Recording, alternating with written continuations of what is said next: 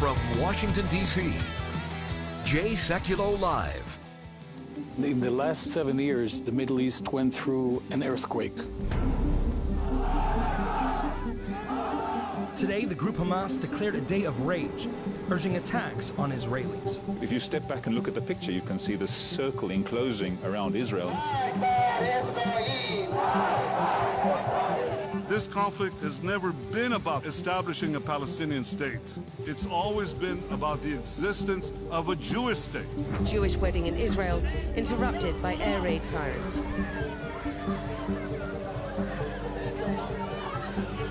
Human shielding pays today. Why did you put the rocket there, next to the school? That's the person that committed a crime against humanity. BDS is a new form of anti-Semitism. The call to boycott the state of Israel, to divest investment from the state of Israel.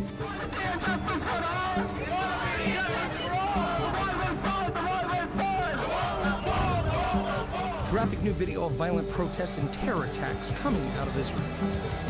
These are the same people who literally glorify and incentivize terrorists. They pay them. They pay the terrorist families to kill Jews. That messaging will continue. So we've got to be prepared to be aggressive in fighting it anytime it raises. People say BDS, boycott, divestment, sanctions. How come is it that you automatically mean Israel? The entire conception of this is to destroy Israel by turning Israel into an oppressor and using all these different instrumentalities, not just warfare on the battlefield, but lawfare. When they say that Israel should be wiped out, that they mean it? I don't have the luxury not to believe it. Hey, welcome to Jay Sekulow Live. There's a lot to talk about today. We wanted to use this opportunity to really get you up to speed on what the American Center for Law and Justice has been doing, our legal work, our policy work here in the United States and around the world. We've been focusing a lot on news. Now, some of that news we're very involved in. You know, I think that when it comes to the Russia issue, Bruce Orr issue, when it comes to other issues involving Israel that we discussed earlier in the week, we're very involved at the American Center for Law and Justice. But there are a lot of cases. There's a lot of issues that we can't get to every day on Jay Sekulow Live because we try to provide you with up-to-the-minute analysis. A lot of you get the broadcast live or looking to us as a news source and a news analysis source, so to take the news of the day and analyze it for you so that you're well-informed. So when we're spending our time doing that, I encourage a lot of you to go to aclj.org and see all of the work that we're doing at the American Center for Law and Justice. It's a whole lot more than the one or maybe two topics that we get to on air here on Jay Sekulow Live. So there are times and opportunities on our radio broadcast where we want to get you up to speed because we ask for your support. You know, we have a matching challenge right now at aclj.org as we come towards the end of the month. Right now, again, it's a great time to support the work of the ACLJ because your donation is doubled. And that's at aclj.org.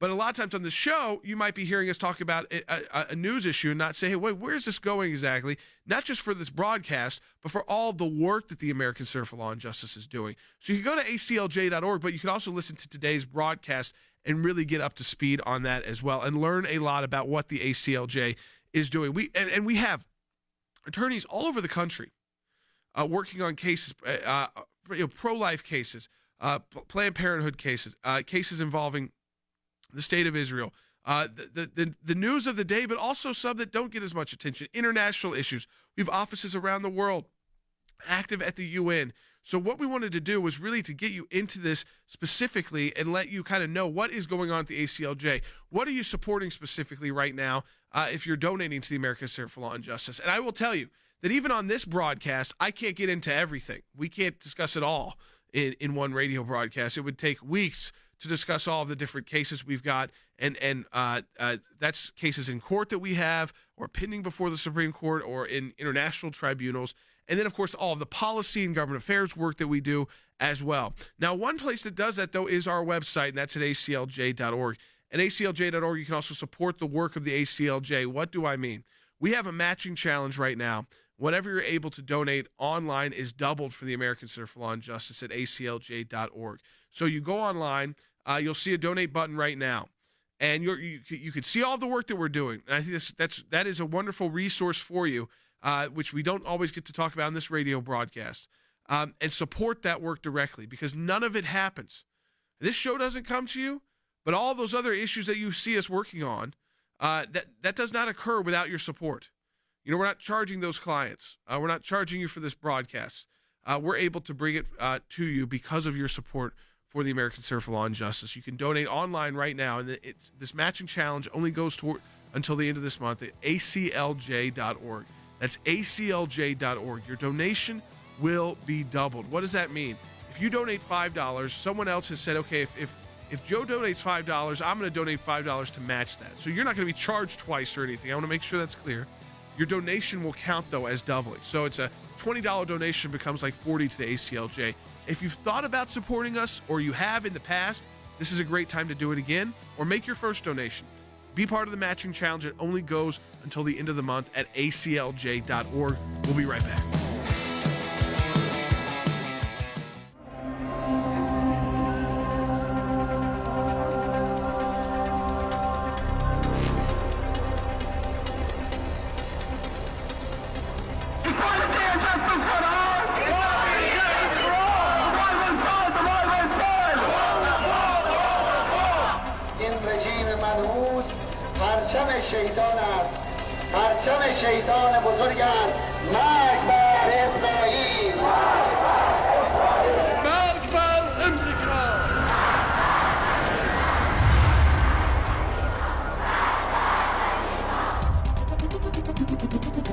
Graphic new video of violent protests and terror attacks coming out of Israel.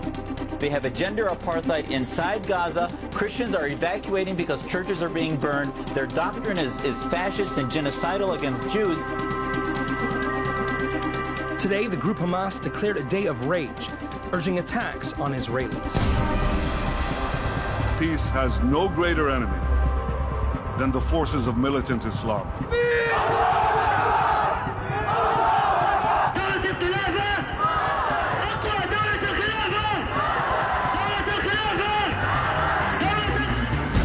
Any moment, you know, these rockets and missiles on the border with Lebanon could be sprung and fired against Israel. Iran gets nuclear weapons, Saudi Arabia will, Egypt will, Turkey, perhaps others. So in 5 to 10 years, you could have a multipolar nuclear Middle East with half a dozen countries with nuclear weapons. That is a formula for insecurity. Hamas and Al-Qaeda are these terrorist groups with the goal of destroying the West. We got multiple officers here. We got officers running here, back eastbound, chasing, now on foot. So we understand people are scared, and we understand that there's concern that there may be more folks out there. When they say that Israel should be wiped out, that they mean it? I don't have the luxury not to believe this. Israel's right to exist has been a cornerstone for the ACLJ since its inception. With an office in the heart of Jerusalem, ACLJ continues to be a leader in the advocacy for the Jewish state of Israel. Chief Counsel Jay Sekulow has brought together ACLJ's leading experts from around the globe to present Protecting the Promised Land, the case for Israel.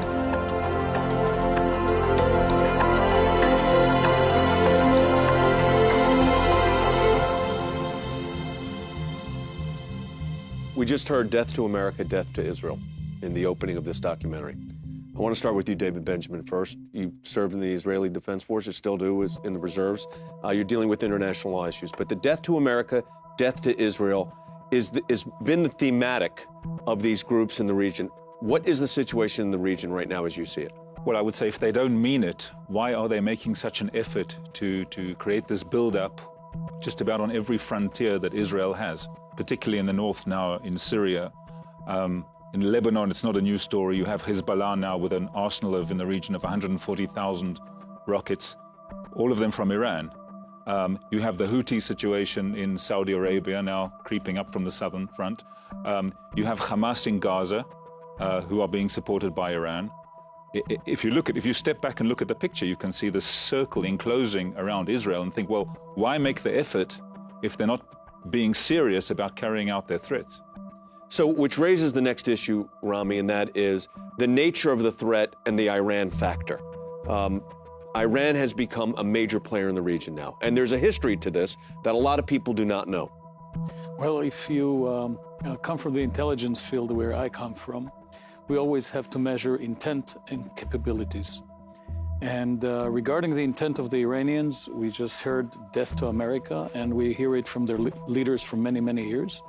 Regarding the capabilities, they're trying to develop atom bombs in order to rule the world. Now, going back to what David has been saying, the Iranians have been trying to take over the Middle East, get all the way up to the Mediterranean, just like they used to rule that region 2,500 years ago. And when you listen to the Iranians and you look at their actions, the Houthis are Shiites in Yemen that are shooting missiles at Riyadh's airports and are trying to take over Bab el-Mandeb straits in the sea in order to control the oil flow to the west. So when you look at Syria, when you look at Lebanon, when you look at what they're doing with Hamas in the south, you understand that they mean business when they speak about death to America, and they mean business when they... Iranians have stated openly, simply, openly, that they want to destroy the state of Israel. Period. Exclamation point. They speak of illegitimacy in the names of God. From Iran, from Hezbollah, and from Hamas, you hear that it's a religious commandment that Israel should not exist, that a non-Muslim state cannot be here. If this has the upper hand, this trend, it's going to be tougher. This layer of religious fanaticism on top of political debates makes debates almost without a resolution. Because, you know, gods never compromise. People do. You're dealing with a regime headed up by a religious fanatic. The Ayatollah in Iran has a religious view that has no place for the state of Israel, fellow Muslims who disagree with him, and our country. He is a religious Nazi. On the day we voted on the Iran nuclear deal, he tweeted out, Allah willing, Israel won't exist in 25 years. Iran's Supreme Leader Ayatollah Ali Khamenei posted incendiary comments about Israel. He flatly predicted that Israel won't be around 25 years from now. And he warned that between now and then, Israel would have to worry about what he called the, quote, spirit of fighting heroism and jihad. Today, after 2 years of negotiations, the United States, together with our international partners, has achieved something that decades of animosity has not. A comprehensive long-term deal with Iran that will prevent it from obtaining a nuclear weapon. A bad deal is worse than no deal. We need to have a good deal here. This deal will not stop Iran from getting a bomb. This deal will all but guarantee it. The Iranian nuclear deal may actually be worse than we originally imagined. I think the deal is absolutely horrible for us, but it's really, really bad for Israel. And we're handing over hundreds of billions of dollars in sanctions relief. Iran is going to have access to $150 billion in assets. Israelis have been telling us, you know, this kind of deal is giving Iran the legitimacy to enrich uranium. Once Iran is able to perform a nuclear test, it would have a shield, a nuclear mushroom all over Iran that would deter the US and Israel from doing anything to retaliate against Iran or work against Iran when it supposed jihadist groups in the Middle East or worldwide. If Iran gets nuclear weapons, Saudi Arabia will, Egypt will, Turkey, perhaps others. So in 5 to 10 years, you could have a multipolar nuclear Middle East with half a dozen countries with nuclear weapons. That is a formula for insecurity. Think of how arrogant Hezbollah will act, and Hamas, if Iran wins and it gets nuclear. So I think the stakes are very high. If Iran gets the bomb, even if it doesn't use it, it would alter profoundly the history of the Middle East. Iran's rulers promised to destroy my country, murder my people. And the response from this body, the response from nearly every one of the governments represented here, has been absolutely nothing. Utter silence. Deafening silence. We have to talk about America's interest in the region. and that starting with our defense as a country of Israel and why it's strategically important. Absolutely. I was at a meeting not long ago, within the last year and a half, with the Egyptian consul in New York. And it was a meeting of members of Congress and a couple of people from think tanks. And the ambassador, he was pleading with us, saying, why don't you see the threat? He said, why don't you see the threat from the region? It's a threat to your country. It's a threat to your country before any other country. He said, we see it. We know we have Egyptian nationals in this country, and they go to mosques where they're being radicalized. And we know if Iran gets this nuclear deal, which they now have, right, we will absolutely have to get nuclear weapons. The Saudis will absolutely have to get nuclear weapons because, you know, and here's how you know the truth. Israel has had a nuclear capability, you know, the secret that everyone knows, for decades. And there's not been an arms race. There's not been a nuclear race in the Middle East because they know Israel will not first launch. Israel just wants a defensive capability. But they know that's not true about Iran. So first you know that Iran will use it. The second thing is Iran is developing intercontinental ballistic missiles not to reach Israel, but to reach us in this country. Let's talk, Mark, about this. Israel's an ally of the United States, but this ongoing conflict, you look at it historically, over the modern time of Israel's existence, the last 70 years, this ongoing conflict has been continuous. And the fact is sometimes it's different players coming to the forefront. Now it's Iran. But the regional conflict focused on Israel, there's a historic record that is indisputable. Folks, we'll be right back on Jay Sekulow Live. To learn more about all of the work that we do, go to aclj.org. Again, we'll be right back.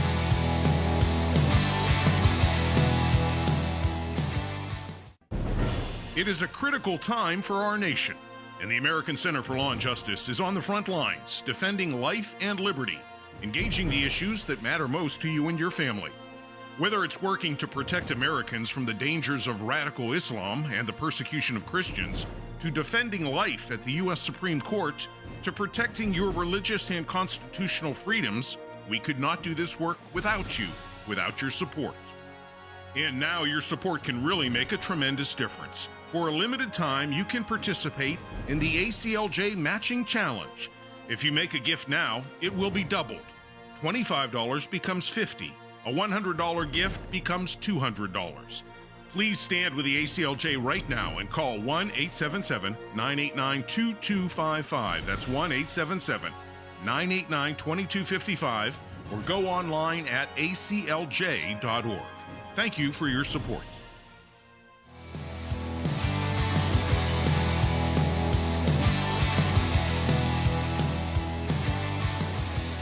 If you just look at the modern era, from 1920, Israel's given this wonderful small area for close settlement of the land in the San Remo Treaty. And then in 1922, the League of Nations sets up a mandate. Israel's finally going to have a place where Jews can come and settle. And then 78% of it is lopped off and given to Transjordan. And you think, all right, fine, the Jews will remain in that last 22%. Then the first plan, the Peel Commission, gives 80% of that they try to give away, and Jews will have 20%. Throughout history, at every single point in time, all people have tried to do is cut Israel into smaller and smaller pieces, and eventually the time came in 1948, and again in 67, and again in 73, and we see it again today. They just, you know what, forget anything, let's just wipe them off the map. And yes, the players keep on changing, but unfortunately the ideology behind it has never been about peace. There's an interesting dynamic with all this, though, and that is that the United States has a strategic interest. What is new is what the region is starting to shape like, the look of the region as far as who the players are. So I want to talk about that for a minute. There's been wars. Mark just laid out some of those wars, but then it's always, there's like the war between wars. You know, in the last 7 years, the Middle East went through an earthquake. Countries have been turned apart. If you look at what happened in Sudan, if you look at what happened in Egypt, if you look at what happened in even in the Palestinian Authority, a lot of changes. Israel has to face new type of enemies. The countries became proxies of Iran, and Israel has to face threats from different terrorist groups, and we call it stealth wars. And the reason we're fighting those stealth wars, which is an everyday fight, is to prevent the next war. So when you're engaging in a stealth war, and you're the lawyer advising the military, you face different kind of challenges. The other side is not engaging in the laws of armed conflict when they engage. They use civilians as targets. This is part and parcel of how they operate. So what does that put on you as the lawyer representing Israeli military? You've touched on a crucial legal point, because once upon a time, people spoke about the law of war. And the idea was that applies in situations where armies, entire armies clash against one another. And these situations in between, the war between wars, as Rami has put it, what law actually applies there? And it really took Israel to stick its neck out initially and say, you know, these are also armed conflicts. These are wars just on a lower intensity. We need to apply the same laws. We can't get by, as much of the world has expected in the past, on just applying regular principles, say, of criminal law. The idea that terrorists are criminals, you have to arrest them, put them on trial. You can't apply that to an organization like Hezbollah, which is a more powerful military than most countries on earth, or even Hamas. So legally, that has been very significant, that the law of war is actually, it's relevant on all different levels of intensity, and including in the war between wars.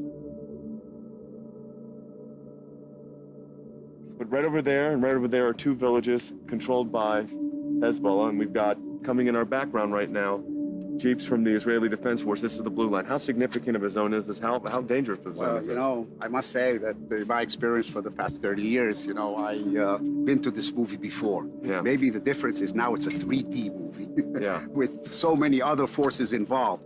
But this is a security border in Israel. There's peace now. It's a fragile peace. It's a deceptive peace. Why do you say it? We talked about that before. Why deceptive peace? It's deceptive because at any moment, you know, these 40,000 rockets and missiles on the border with Lebanon could, you know, be sprung and fired against Israel. After the war, the Lebanon army took place on the forts and on the border. We see a lot of movement of the UN, but we know to the citizen vehicles that the Hezbollah own, we know they're looking out, and we know they're preparing for the next battle day. We're asserting that Iran is actually engaging in this war through Hezbollah. Is that the sense that you have as you train? Sure, that's what we learn also. All the weapons, the training, is all Iranian money and techniques. You can find the Iranian regime fingerprints everywhere. In Afghanistan, in Iraq, in Lebanon, in the Palestinian arena, in Yemen, in South America. In the north, we have Iran, Hezbollah, which is an Iranian division on our border, practically and literally and in every sense, you know, directed directly from Iran. When you look at your neighbors, David, as an Israeli, you've got the leadership of Syria being propped up right now by the Russians and the Iranians. Yet you have the Sunnis, in the form of ISIS, trying to gain a foothold. And you're a lawyer that gives legal advice to the military in Israel, and you've got a border with Syria. Yeah. What are you facing? You know, I'd like to quote the Israeli Prime Minister Netanyahu. He said, "My enemy's enemy is my enemy." Yeah. I think that so perfectly sums up the situation which is developing in Syria, which is over the years. It's really complicated. It raises all sorts of legal questions about who exactly is the enemy, who's attacking you, who isn't attacking you at any given time. The map can actually change. Rami, looking at it diplomatically, because you have to look at it diplomatically, there has been a realignment, a strategic realignment within the region. I mean, 20 years ago, the thought that the Israelis and the Saudis would have the kind of relationship they now have, completely unexpected. And it is the common enemy. You deal with Jordan and Egypt. What is the sense when you're dealing with those world leaders as they view Israel right now? How does al-Sisi in Egypt view Israel? How does King Abdullah in Jordan view Israel right now? I was actually a guest of the King of Jordan in Amman, Abdullah, about 3 years ago. And he was speaking about the Arab Spring as the Arab winter. He saw what's happening. He saw ISIS coming to its border from the Syrian side. He saw ISIS coming to his borders from the Iraqi side, and he felt very threatened about it. Sisi just spoke yesterday about the peace with Israel. It's 40 years since Sadat came to Israel, just this week. Sisi spoke about the peace with Israel as a blessing to Egypt and to the region. I believe that if we go back to the Iranian strategy that has been revealed to take over the Middle East, actually a lot of people believe that Iran wants to take over Mecca because of religious reasons. So if you take the intentions of Iran and you look at the abilities of Israel, today the Arabs, the Sunni countries, are looking at Israel's abilities to intercept missiles, for example, which we learned to do after the Gaza wars. They look at Israel's ability to defend itself, and they look at the Israeli interest to stop the Iranians. They saw the Israel war in 2006, the Second Lebanon War with Hezbollah. They saw our different wars in Gaza. They saw the ability that we have. They received some of our technologies. So today, both Sisi and Abdullah and the Gulf states leaders understand that in order to stop Iran, we have to work together. We have a matching challenge right now. Whatever you're able to donate online is doubled for the American Center for Law and Justice at aclj.org. So you go online, you'll see a donate button right now, and you can see all the work that we're doing. And I think that is a wonderful resource for you, which we don't always get to talk about in this radio broadcast, and support that work directly, because none of it happens. This show doesn't come to you, but all those other issues that you see us working on, that does not occur without your support. You know, we're not charging those clients. We're not charging you for this broadcast. We're able to bring it to you because of your support for the American Center for Law and Justice. You can donate online right now, and this matching challenge only goes until the end of this month at aclj.org. That's aclj.org. Your donation will be doubled. What does that mean? If you donate $5, someone else has said, okay, if Joe donates $5, I'm going to donate $5 to match that. So you're not going to be charged twice or anything. I want to make sure that's clear. Your donation will count, though, as doubling. So it's a $20 donation becomes like $40 to the ACLJ. If you've thought about supporting us, or you have in the past, this is a great time to do it again, or make your first donation. Be part of the matching challenge. It only goes until the end of the month at aclj.org. We'll be right back.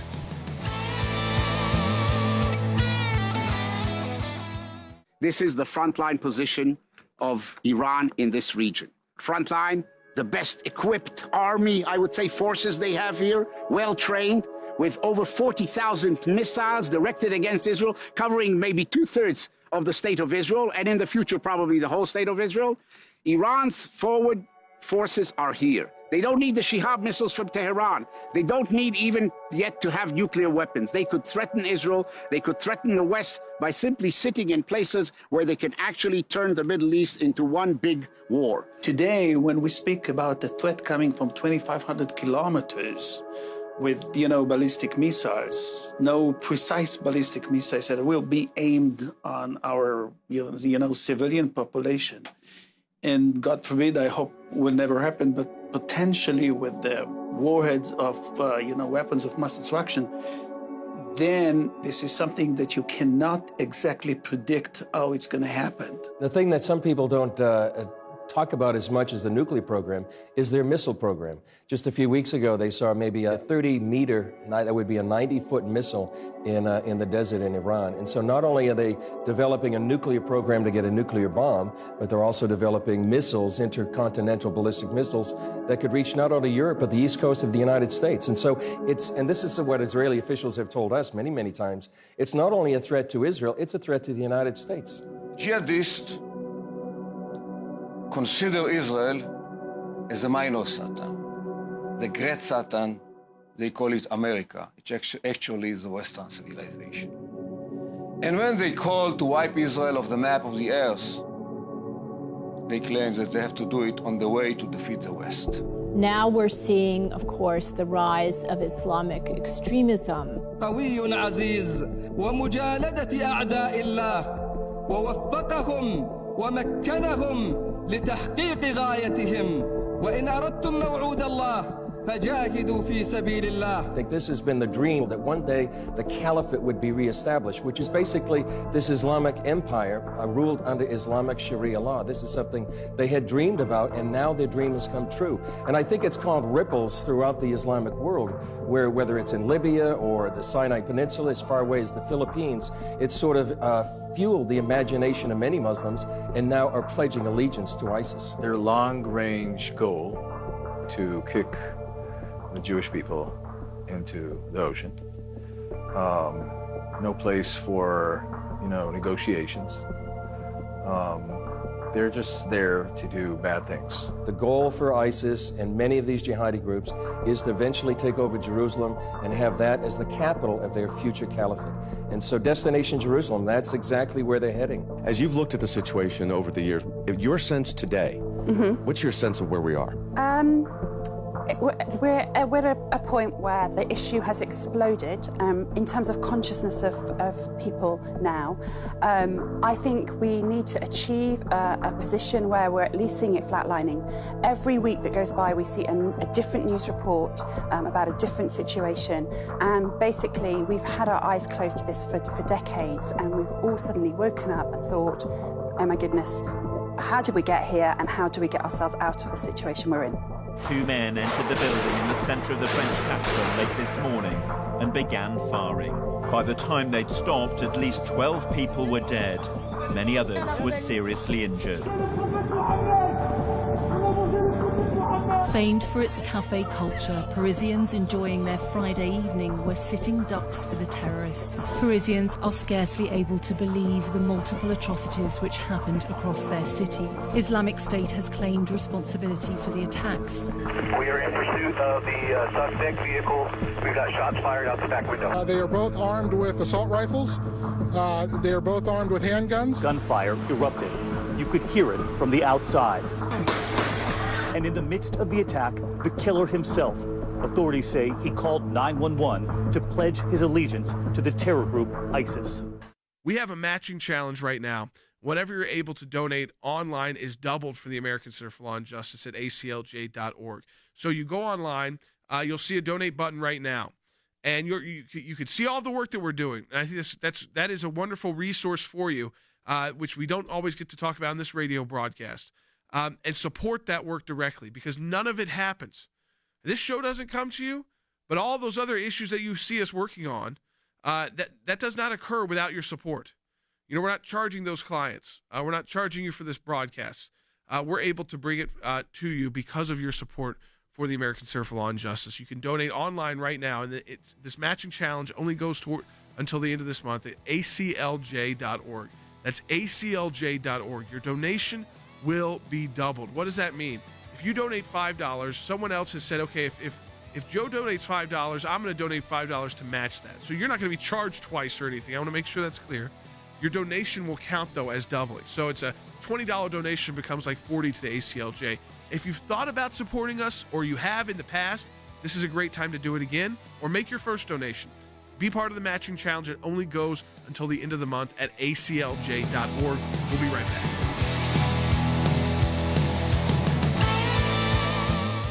Ethnic cleansing, which Israel continues to commit, is a crime against humanity.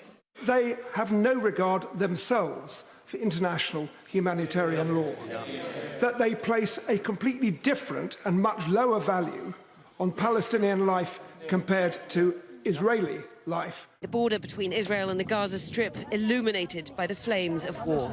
Video released by the Israeli military shows various Hamas militants stealthily emerging from the Mediterranean Sea, guns in hand, ready to attack. In 2000-2001, Israel offered to end the occupation, to create a two-state solution. Arafat said no. In 2007, Olmert offered to end the occupation, create a two-state solution. Abbas did not respond. You have to remember that Israel has, since 1948, favored the two-state solution. But this conflict has never been about the settlements or about establishing a Palestinian state. It's always been about the existence of a Jewish state. Hamas has been acting to build up its military force through tunnels where they smuggle weapons, where they put all their rockets there. Are you shocked as I am about the level of sophistication? They're using Israeli mortar, Israeli electricity, and instead of helping the Palestinian people, what are they doing? They're building, tunnels so they can go into Israel and kill innocent people. Exactly. No infrastructure, no buildings, no hospitals, nothing, just tunnels to destroy us. The Palestinian Islamic Jihad say they used this in the last war, and they're prepared to use it in the next. Many moments of normalcy cut short. One Jewish wedding in Israel interrupted by air raid sirens.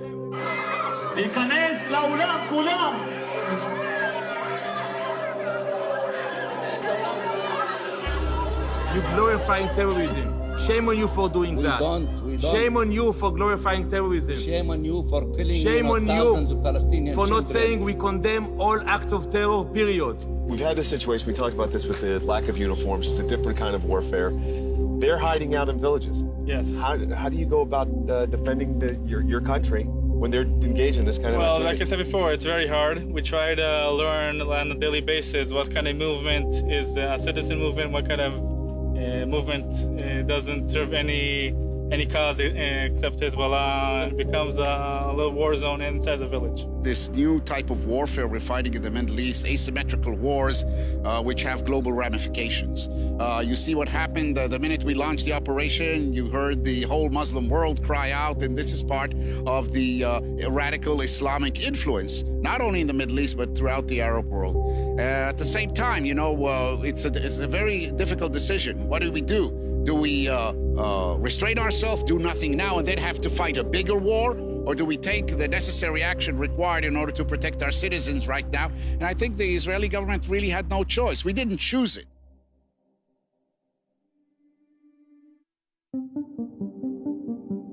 They call the war that they're engaged in asymmetric warfare. They understand the firepower that the West has. Therefore, they have to do two things. They have to engage in terrorism and subversion as their modus operandi in the battlefield. But they also have to neutralize the superior military force of the West. Lawfare is the way they're going to do it. When you see a situation like we are in, being attacked by thousands of rockets, they from Hamas, for years after we have left Gaza altogether, and then we defend ourselves in a short war of 2 or 3 weeks, and then we become the war criminals. This is really either ludicrous, or call it what adjective you want to add here. This is really abuse of law. They've, for years, worked well with the international media. And so it's the same basic process. Instead of talking just to a favorite reporter at CNN or something else, what they have to do here is feed material to human rights organizations or to the UN. As we are challenged by our enemies, by this kind of activities, using their populations, their civilians as human shield, and being aware from the international community, misunderstanding in certain cases and hypocrisy in other cases, being ready to manipulate it by our adversary. Every war is fought in two places at the same time, in the battlefield and on the screen. To take, paraphrase Shakespeare, all the world's a screen, and you get your information on the screen. If you lose the screen, you may lose the war. The phrase is called lawfare. It's a term that describes exploiting existing legal systems to use as a weapon against one's opponents in an effort to damage or delegitimize them. In the context of Israel, this is an attempt to use international organizations, international tribunals, to do just that, delegitimize the Jewish state. So I want to spend some time talking about lawfare. David, you said that the first act of lawfare takes place on the battlefield.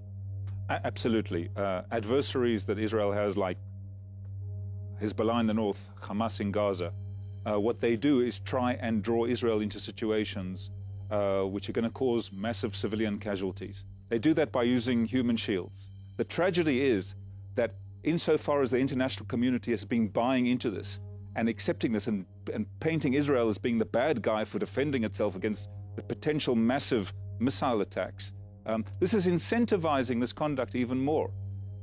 Human shielding pays today. And at the bottom line of that is more and more civilian casualties. Jordan, you have studied the whole issue of what I would call the issue of war crimes. It's now called crimes against humanity. They'll come up with different phrases. But there is this sense that Israel is the primary culprit. That's what's seen in the body politic in the world opinion. Yeah, and the belligerents, if you will, really should be the people putting civilians in harm's way intentionally. It's not those who are defending themselves against that group, but it's the people like it's Hamas or Hezbollah and their commanders who are benefiting, and the people who go out and speak for them, who are saying, oh, look what's happened to these civilians. Why did you put the rocket there next to the school? That's the person that committed actually an act of war or a crime against humanity by putting the child there, a minor there who has no decision point on this whatsoever. Those are illegal acts that the world has acknowledged as wrong or evil to the point where we would actually prosecute it. And yeah, it's turned around. But at a point, you can't just take the incoming anymore. You have to respond. This is the front line also of the war against Israel in so many ways. And I know we work on this here at ACLJ in terms of the law aspect and also in terms of what you do, being out there and delivering a message, which is so important, because we have a generation that's growing up. The narrative they've gotten is false. The narrative they've gotten is that Israel is an illegal occupier, and therefore anything Israel does starts off in the wrong, right? Because they're trying to maintain an illegal presence. That's not true, and it's perverse. And look, the history of anti-Semitism, which leads to Jewish destruction, has been the same since the Bible, right? We know that Pharaoh begins it, and it never changes. There's what's a blood libel. The term blood libel is created about the way the Jews have been treated around the world. And now the corporate body of Jews is the state of Israel. And so now we have blood libels about Israel, and they play out in diplomacy, in the law, especially in international circles. And this is playing out as a way to turn Israel into a pariah state. And exactly what David's talking about in terms of human shields, they know that people will fall prey to this and are gullible for this. And this is the front in which Israel is fighting. It's not, and it comes down to tying Israel's hands to physically defend itself against its attacks by using all these instrumentalities around the world. I just want to also make it clear that we're not only talking about international forum. We at ACLJ, we've already defended one major federal case in Washington, D.C. against the state of Israel. We're defending another one right now. And the most, incredibly enough, the most important weapon in their arsenal right now is imprecision. Everyone knows in technological fields, precision in language is important, otherwise your program won't compile. It's more dangerous in law because the program might still compile even if it's wrong and people don't catch those imprecisions. And so, again, conflating these terms, it's coming to America now as well. We have to be very careful. I actually look at the issue when we talk about the lawsuit you're talking about that we defended in U.S. District Court in Washington, but yet again, it's kind of an international tribunal in this sense. It's the ability to utilize legal systems there now in the United States. There it could be in France, it could be in the United Kingdom, but we experienced it in the United States, where we had to go to the court to defend what was, in our view, a ridiculous lawsuit, 200 pages thick. But we had to litigate that case for over a year to get it to a resolution. Of course, now it's being appealed. All of that being done for one purpose and one purpose only: delegitimize Israel. Literally in this litigation, they were attempting to, and I'm going to get into more of this in a moment, re-litigate, so to speak, the entire Arab-Palestinian-Israel conflict. I mean, we haven't even touched on the Palestinian Authority yet, which is what I want to get to here. Because the Palestinian Authority is a bit of a misnomer. And that is, people will say, well, can't we have two sides sit down and negotiate peace? People want to avoid war. They want to avoid conflict. Can't you just have two sides come down and negotiate peace? The problem is in the Middle East, specifically within the situation with the Israelis and the Palestinian Authority, again, you better think nine-dimensionally because there's not just two sides there. Folks, we'll be right back on Jay Sekulow Live. To learn more about all the work that we do, go to aclj.org. Again, we'll be right back.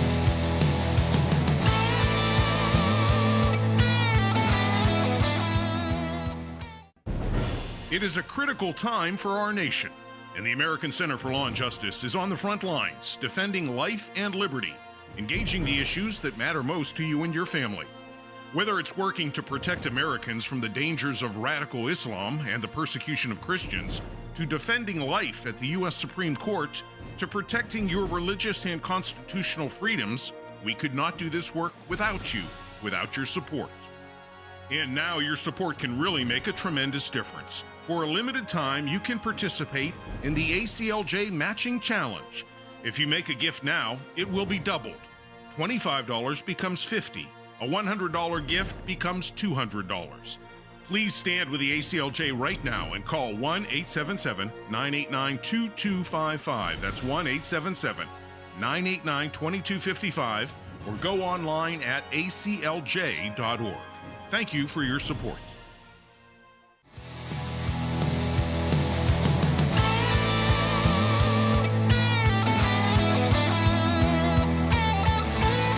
So you've got, David, ISIS, you've got Hezbollah, you've got Hamas, and in Israel you're dealing with all of that, and there's others. I mean, that's just the kind of the big three. Those are the big three. Yeah, but you have to deal with that as a country, and you've got to give advice to the military on how to engage it. I think lawfare begins on the battlefield. I think what we have, our adversaries know to put us in situations which make it difficult for us legally. And I think if they weren't doing that, we wouldn't need so many lawyers advising us on how to conduct these wars. Once upon a time, we didn't have that many lawyers. Back in October 1973, back in the Six-Day War, there weren't that many legal questions. They didn't need too many lawyers like me. But now the legal issues are huge. Are very dominant, and in many ways one could argue that these terrorist organizations get more bang for their buck, so to speak, deliberately bringing about a situation where civilian casualties are incurred and using those for propaganda benefit, for diplomatic benefit against Israel, which one could say perhaps strategically is more of a threat to Israel even in relation to the military threat that these organizations can pose. What about the diplomatic aspect of this? So you've got David brings up the point, and everybody's really touching on this. You've got an enemy that will utilize civilians as shields. They will utilize a hospital as a base to launch missiles, and then Israel tries to respond. I mean, we've defended Israel's interests before international tribunals, even at the International Criminal Court in The Hague. We'll win the case. But the damage inflicted upon Israel is within the court of public opinion. And as a diplomat, you've got to be able to respond to that. Yeah, well, actually, if you look today at the map that was just released by the IDF, of the 150,000 missiles Hezbollah planted, many of them in houses in villages in southern Lebanon. You understand, first of all, the strategy is to hide behind civilians. Now, from what we've seen, and we've seen it together, you, I, and Jordan were together in Israel during the Gazan War, 2008. We saw actually Hamas militants hiding inside ambulances. They took out of the ambulances the nurses and the doctors, and they went in with weapons and really fought through the ambulances. We saw the Hamas militants walking with children in the Gazan streets in order to fight the Israelis and not to have the Israeli soldiers being able to fight them. I believe that what the ACLJ has been doing since then, which is to expose the real face of the terrorists, the real strategy. We called it Hollywood. They were playing a game for the foreign media, is exactly what should be done. We have to expose it. We have to show what they're planning to do is part of the lessons learned from the past wars. Yeah. They're hiding behind it. They're trying to have the Israeli missiles that will hit missiles kill civilians. And by that, they're going to try to have the international public opinion turn against Israel. So, but the reality is, if the scenario Rami paints becomes reality, which there's no basis to believe it would not become reality, that makes Israel's job that much more difficult, not only defending itself internally, but defending itself externally. I shudder to think of what a future Lebanon war will look like for that reason. Because Israel will have to protect itself on a predicted rate of something like 1,500 missiles falling on Israel, on population centers every single day. That's incredible. That's like saturation point. And the IDF will have to counter that like very rapidly in the initial days of the war. And just to think what that will inflict on the other end, on the other side, unavoidably, that we have to prepare the world for that kind of scenario. And I think a lot of that is preparing That's the world. ideology, learning that most ideologies would not thrive by saying, let's bring the war to a school. So most ideologies would say we keep the school out of the war as much as possible. That's like the last place, or the hospital. But if you take the battle and your ideology proudly proclaims, put the target at the school, put the target at the hospital, and that can survive. And a mentality that takes, you've got to, again, educate people. I think, as David just said, you have to prepare them for what you will have to do to ultimately take this out. Because if people have been indoctrinated to think it's okay to put their kids in harm's way like that, to use their kids' school as a first line of defense instead of the last, or the hospital as the first line of the war instead of the last, you've got a different enemy than most of us can even fully comprehend. It's not the mindset of the military versus military, or the warrior against warrior. It's the kid shielding a terrorist who is being propped up by a prince and being propped up by a foreign government. And so our support of Israel, standing with Israel, is so important. We have to have our allies, our real allies as well, not just the economic, not just the countries we do business with, but who is going to be there at the end of the day that would shed blood for you, and vice versa. Who are you going to actually stand up for? And there's got to be countries around the world that you say, okay, we will do that, and you have to do it diplomatically as well. Right now, as the American Center, what we have to do and what we are doing, we are building the defense. We know that one day we will be back at the International Criminal Court. We will be back at the UN defending the interests of Israel in the next Lebanon war. The writing is on the wall because we know what they're going to do, and we know what the charges against Israel are going to be. It's going to be civilian deaths, unnecessary civilian deaths, crimes against humanity, and all the charges that have been built against Israel at the International Criminal Court and the UN in the Gaza wars of the past. So we know the blueprint that Hezbollah is using. So right now at the American Center, we are putting together the infrastructure, the research, and the data that will serve as the basis of a defense of a war that has yet to come. And that's why we have to always be on our toes in this region of the world. In military action, there's this discussion of preemptive strikes, where you take a preemptive move in order to prevent what would be a greater harm. In the legal arena, when you're dealing with this kind of conflict, you also have to take preemptive action. And as Stuart just laid out, we're taking that preemptive action right now. So we've got a team within the ACLJ, our office in Jerusalem, our offices in Washington, lawyers in New York, around the globe, literally working right now as we speak, as we're coming to you, working on what will be preemptive measures to respond to what inevitably will be an outcry from the well-orchestrated and unfortunately well-organized, and as Jordan said, with the princes that are backing it up, well-financed opposition to Israel. Why should the United States be defending Israel? What would your answer be? Well, I think there are multiple answers, and I think that as in terms of strategic interest, there is no question that Israel is the front line in a war that's been going on, maybe that people in America or in Europe aren't really aware of, but people in the Middle East are very well aware of. It is a generational war. They have designs on conquest. And certainly, we saw also the opening of the documentary, America's the Great Satan. It's not just Israel's flags being burned, it's America's flags being burned. Israel is seen as a proxy for America there because Israel is, in many ways, is representative of freedom, of a liberal Western civilization and culture that they're trying to wipe out. Folks, this is the last day of our matching challenge. It is a great time, an important time to support the work of the American Center for Law and Justice. Until midnight tonight, your donation will be doubled. That's only until midnight tonight at aclj.org. We're a couple $100,000 short of our monthly goal, but we know we can reach it with your support. What does it mean to have a matching challenge? It means that if you donate $5, someone has pledged to match your donation and all of those that come in until midnight tonight. But there's a deadline, so you've got to support the ACLJ now. What are you supporting? You're supporting this broadcast, so we're able to bring it to you every day, but a whole lot more than that. You're supporting all the legal work, all the cases that we do at the American Center for Law and Justice, all the policy work, the international work we do, and the work that we do around the world. That is all because of you. That's how we're able to do it. So donate right now. Be part of our matching challenge at aclj.org. This is the final day. You have until midnight tonight. We'll talk to you next time.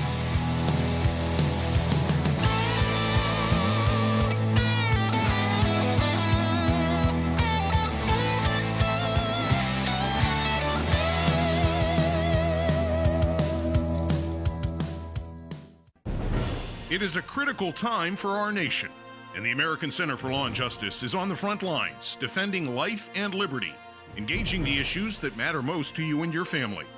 Whether it's working to protect Americans from the dangers of radical Islam and the persecution of Christians, to defending life at the U.S. Supreme Court, to protecting your religious and constitutional freedoms, we could not do this work without you, without your support. And now your support can really make a tremendous difference. For a limited time, you can participate in the ACLJ Matching Challenge. If you make a gift now, it will be doubled. $25 becomes $50. A $100 gift becomes $200. Please stand with the ACLJ right now and call 1-877-989-2255. That's 1-877-989-2255, or go online at aclj.org. Thank you for your support.